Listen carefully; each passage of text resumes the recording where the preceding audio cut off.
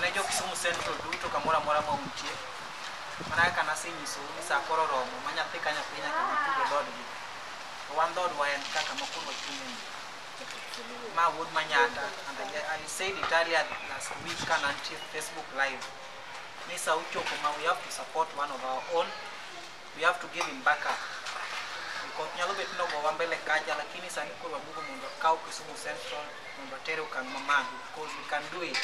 Wasetime ward level, we have achieved the dream man one godo ne jokondele and jokondele ge magolo Joakim to kata ke new wards mani Kisumu Central kagite kichako gi Manyata mano Islam, king'iyo Bunga mano Islam, king'iyo Nyalenda mano Islam.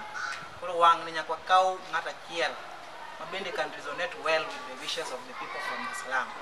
So umi anadugo dala jodala wa can be betrayal in the city and mana decision made because we've talked at length. Wasengiyo kata siasa ni kaka rengo, we've seen where the leadership is going to. Like jo Manyata, jo Bunga, jo Nyalenda are in one accord.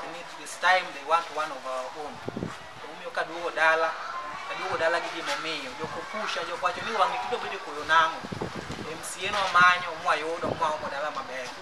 Koro wangi to nadwa bag ni matin jo dala to bag ni okabag ni nyaka 2027 adugo chon mondo chak pango gini gi otka. Samo pange ni nyaka koro jo Manyata duto bimbele wa mondo areure urunwe.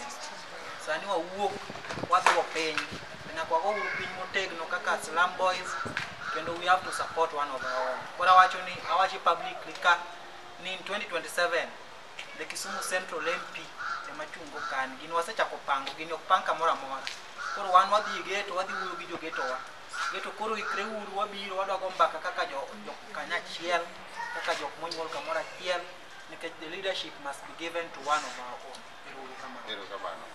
My watch on the return of the prodigal son.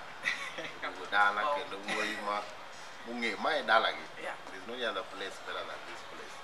So we want to appreciate all our people, and we are saying that a journey of 1,000 miles just start with one step.